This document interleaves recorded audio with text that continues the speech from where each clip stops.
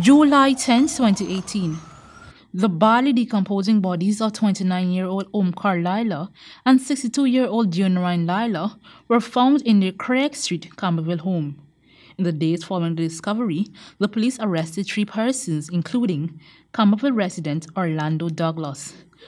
But as the investigation continued, questions regarding the case against Douglas began to arise. We spoke to the suspect's mother, Sherilyn Barker, who maintains her son's innocence. They said they hold me for 72 hours, and then they add on another 72 hours, and then they add on another 72 hours. And my auntie take me to police brutality because they bring him here. I wasn't here, I was at the hospital. My family tell me how to beat you up. Yeah, my son quiet and say, Mommy, they beat him. His sisters, he tell that how they beating him, and he know about nothing. He don't know about anything. And they say if he talk to anybody in the house, when he go back, what they gonna do to him? So he was scared and asking them if they could come with him. Right? I wasn't at home. They could tell you that. But in the court, it's everybody talking the own thing. This body saying one thing, the other person saying one thing. I don't really get it. I don't get it. What are the family members saying, or the witnesses? Are there any witnesses in this case? Witnesses, just the police them.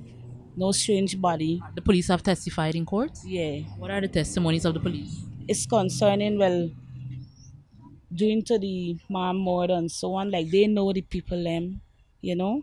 And they're saying that how the son is trouble with the head. How we lash the father in the head with a chair already, you know? Well, I won't be able to say what they're testifying in court and saying. Police reportedly picked up Douglas from a crowd of spectators at the crime scene. The other 2 young men who were arrested were allegedly in the possession of the deceased's mobile phone. The same men identified Douglas on an ID parade as the one who sold them the phone, though never having seen him before. Additionally, Douglas's fingerprints did not match the one found at the crime scene. Sources familiar to the case divulged that Douglas was fingered as the suspect due to bruises to his hands and a scar below his eye. However, Douglas told the police that he received the injuries while doing cement work. Headline News visited Douglas' last place of work.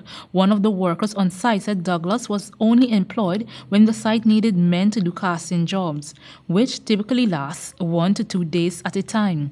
However, he was unable to confirm the source of the abrasions on Douglas' skin, as the person who had accidentally injured him was no longer employed at the site. Meanwhile, other persons in the community questioned the official story. The deceased son, Carlila, reportedly had a nervous breakdown 3 years ago, and he was under treatment of a psychiatrist.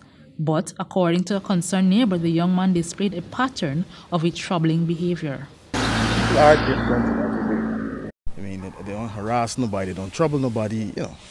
Get along well with everybody. Do you know if he and his father had any issues, like trouble, be fighting constantly?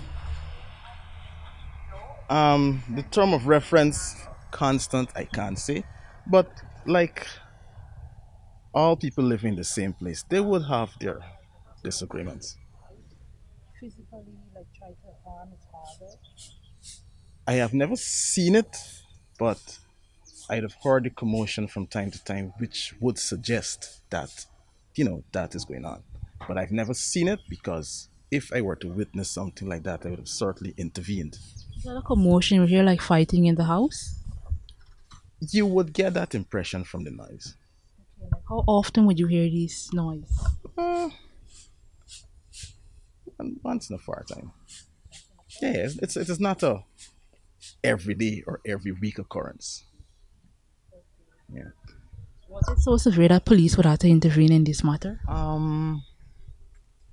For the fighting, I cannot say. But police have come on more than one occasions, and that is because I personally telephoned them. Not because of their issues internally, but when the son comes out and he starts to pelt the children out the corner from lessons, or pelt them because they walk on the concrete strip that he thinks is his, it becomes my problem, because that is a public thoroughfare, and you as a citizen, you're not supposed to do that. Thus far, one of the theories of the investigators is that after the stabbing of the father and son, the killer conducted an unsuccessful search for a particular document. Nonetheless, whilst the family sympathizes with the Lilas, they still do not believe that Douglas is the killer. For Channel 2 Headline News, Esther Sobers. Thanks for watching Headline News. Leave a like or a comment below. And for updates on the latest news happening in Guyana, click the subscribe button.